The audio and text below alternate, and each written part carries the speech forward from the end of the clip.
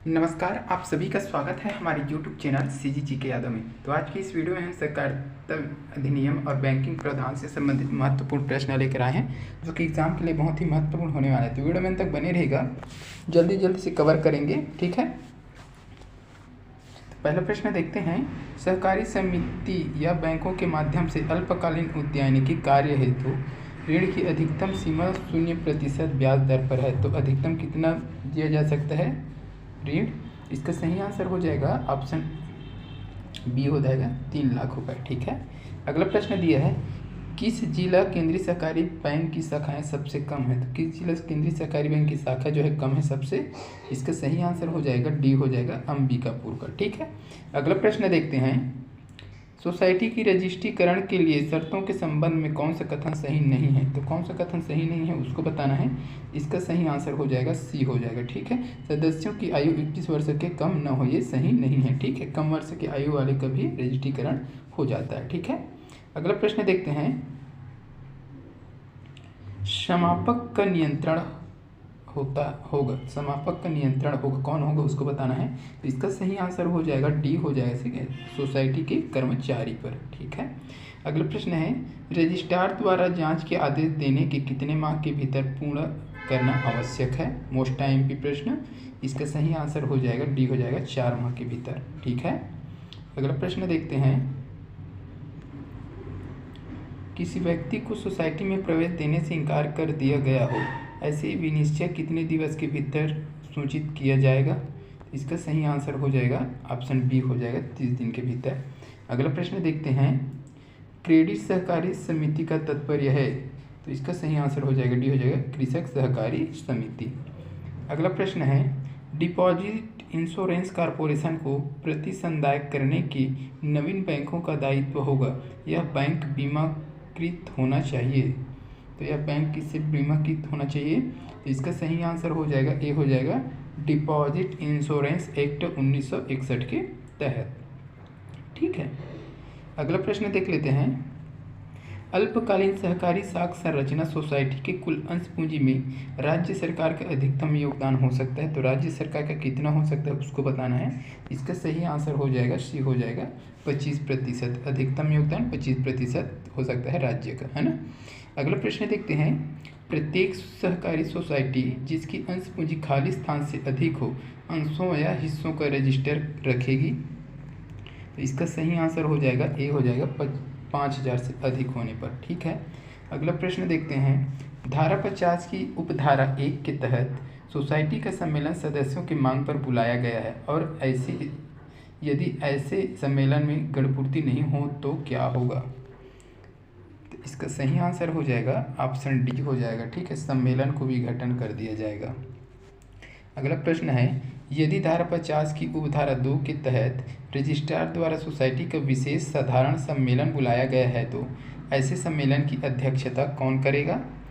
इसका सही आंसर हो जाएगा ऑप्शन बी हो जाएगा रजिस्ट्रार करेगा, ठीक है।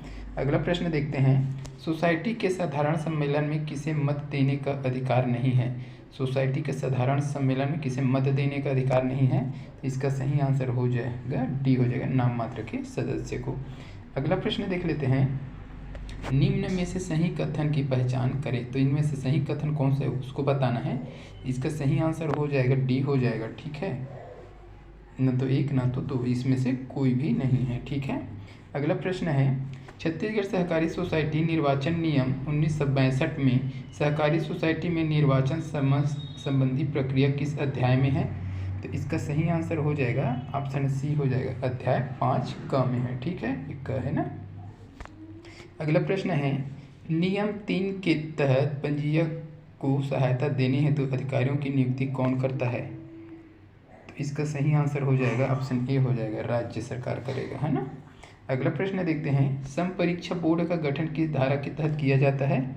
तो इसका सही आंसर हो जाएगा बी हो जाएगा, ठीक है, धारा 58 क के तहत। अगला प्रश्न है, सहकारी सोसाइटी के आय व्यय के लेखों का प्रारूप का संधारण कौन करता है? इसका सही आंसर हो जाएगा डी हो जाएगा रजिस्ट्रार करेगा। अगला प्रश्न दिया है, राज्य सरकार सहकारी अधिकरण के अध्यक्ष का कार्यकाल होगा। इसका सही आंसर हो जाएगा डी हो जाएगा अधिकतम 5 वर्ष का।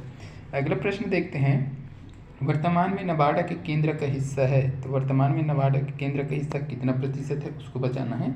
इसका सही आंसर हो जाएगा ए, हो जाएगा 100% है। अगला प्रश्न है, केवाईसी बैंकों में किस वर्ष लागू हुआ। केवाईसी जो है बैंकों में किस वर्ष लागू हुआ है उसको बताना है। तो इसका सही आंसर हो जाएगा डी, हो जाएगा 2004 से लागू है। अगला है, कार्यशील पूंजी की आवश्यकता को प्रभावित करने वाले कारक नहीं है, कौन सा कारक नहीं है उसको बताना है। इसका सही आंसर हो जाएगा डी, इनमें से कोई नहीं है, सभी क्या करता है, प्रभावित करता है। ठीक है।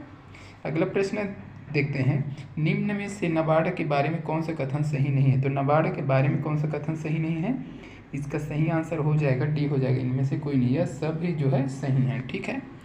अगला प्रश्न है, आरबीआई द्वारा एनपीए दिशा निर्देश को कब लागू किया गया।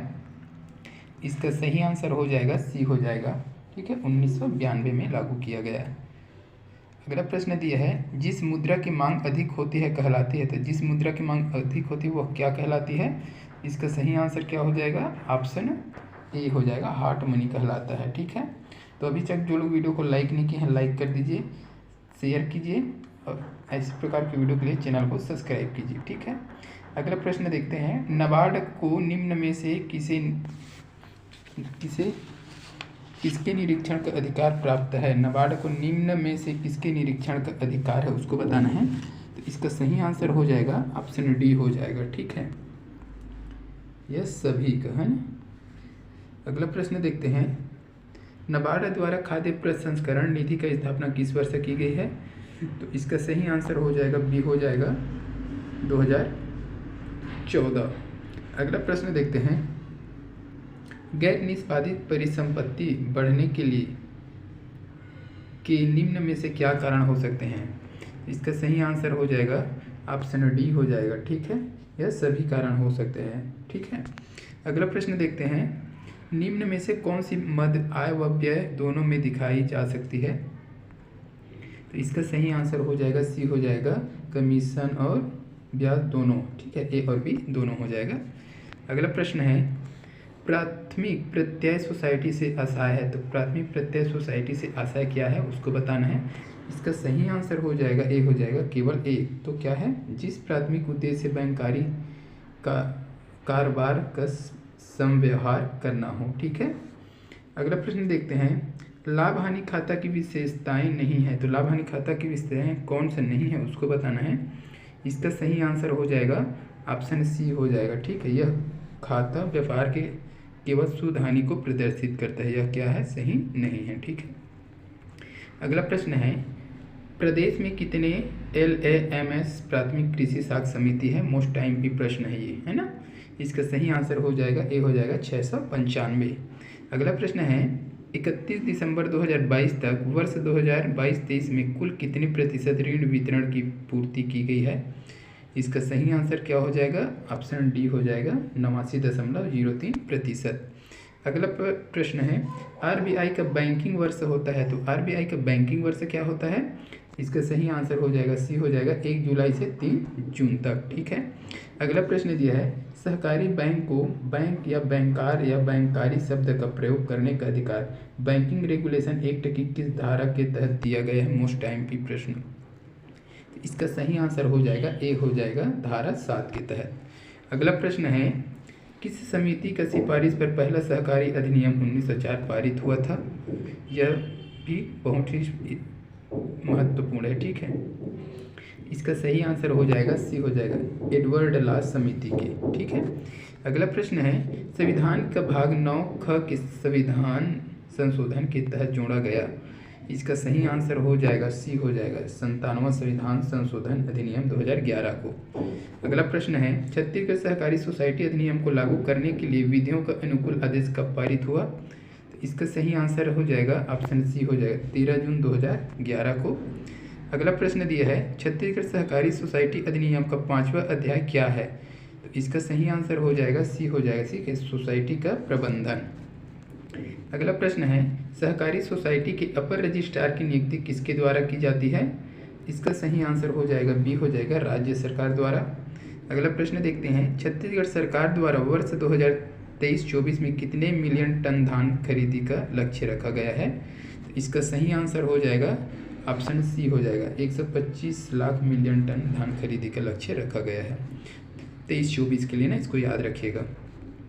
अगला प्रश्न है, रजिस्ट्रार पुस्तकों के निरीक्षण के परिमाण को सूचित कर सकेगा। इसका सही आंसर हो जाएगा ऑप्शन ए हो जाएगा 1 और 2, ठीक है, सोसाइटी को और लेनदार को, ठीक है। अगला प्रश्न देखते हैं, सोसाइटी का परिसमापन रजिस्ट्रार कब करता है। इसका सही आंसर हो जाएगा ऑप्शन डी हो जाएगा 2 और 3, ठीक है। तो धारा 60 के अधीन निरीक्षण पर सोसाइटी के 3/4 सदस्यों के आवेदन पर। अगला प्रश्न है, किसी कारणवश अधिकरण के अध्यक्ष पद रिक्त होने पर अधिकरण की अध्यक्षता कौन करेगा। इसका सही आंसर हो जाएगा डी हो जाएगा अधिकरण का वरिष्ठ सदस्य। अगला प्रश्न देखते हैं, छत्तीसगढ़ राज्य सहकारी अधिकरण के संबंधित मामलों का अंतरण करने की शक्ति किसके पास होता है। इसका सही आंसर हो जाएगा ऑप्शन बी हो जाएगा, ठीक है, 1, 2 और 4 या तीनों के पास होता है, ठीक है, सॉरी 4 है ना। तो रजिस्ट्रार के पास, अपर रजिस्ट्रार के पास और संयुक्त रजिस्ट्रार के पास, ठीक है, ये तीनों के पास होता है। अगला प्रश्न देखते हैं, छत्तीसगढ़ राज्य सहकारी अधिकरण का अध्यक्ष बनने के लिए योग्यता क्या है। तो योग्यता क्या होना चाहिए, तो इसका सही आंसर है ए हो जाएगा उच्च न्यायालय का न्यायाधीश रह चुका हो, ठीक है। अगला प्रश्न दिया है, वर्तमान में सहकारिता मंत्री कौन है। तो वर्तमान में सहकारिता मंत्री कौन है, तो इसका सही आंसर हो जाएगा डी हो जाएगा रविंद्र चौबे हैं छत्तीसगढ़ का ना। अगला प्रश्न है, राज्य एवं केंद्रीय सहकारी बैंक मामले में राज्य सहकारी निर्वाचन आयोग को कितने माह के भीतर निर्वाचन करना आवश्यक है। इसका सही आंसर हो जाएगा डी हो जाएगा 12 माह के अंतर, ठीक है। अगला प्रश्न दिया है, निम्न में से कौन सा कथन सही नहीं है। तो इनमें से कौन सा कथन सही नहीं है उसको बताना है। इसका सही आंसर हो जाएगा ए हो जाएगा, ये जो है सही नहीं है, बाकी ये सब सही है, ठीक है। अगला प्रश्न देखते हैं, किसी परिसंपत्ति को उसकी कीमत को प्रभावित किए बिना बाजार में बेचने की क्षमता को क्या कहते हैं। इसका सही आंसर हो जाएगा ऑप्शन बी हो जाएगा, ठीक है, APR कहा जाता है। अगला प्रश्न दिया है, डेबिट कार्ड और क्रेडिट कार्ड को और किस नाम से जाना जाता है। इसका सही आंसर हो जाएगा ऑप्शन ए हो जाएगा हार्ड मनी के नाम से। अगला प्रश्न देखते हैं, वह व्यक्ति या संगठन जिस पर बैंक या अन्य वित्तीय सहायताओं का पैसा बकाया है उसे क्या कहते हैं। तो इसका सही आंसर हो जाएगा डी हो जाएगा, ठीक है, इनमें से कोई नहीं, ठीक है, इनमें से कोई नहीं हो जाएगा, ठीक है। अगला प्रश्न देखते हैं, KYC नियमों के बारे में कौन सा कथन सही है, कौन सा कथन सही है उसको बताना है। इसका सही आंसर हो जाएगा ए हो जाएगा, ठीक है, 1, 2 व 3, 1, 2 व 3 ये तीनों सही हैं। अगला प्रश्न है, निम्न में से कौन सी भौतिक पूंजी एक कारखाने के लिए कार्यशील पूंजी है। इसका सही आंसर हो जाएगा ऑप्शन बी हो जाएगा, ठीक है, उपकरण। तो इस वीडियो में बस इतना ही। अगर वीडियो अच्छी लगी हो तो वीडियो को लाइक कीजिए, शेयर कीजिए। इसी प्रकार की वीडियो के लिए चैनल को सब्सक्राइब कीजिए। जल्द मिलते हैं अगली वीडियो के साथ, तब तक के लिए वंदे मातरम, जय।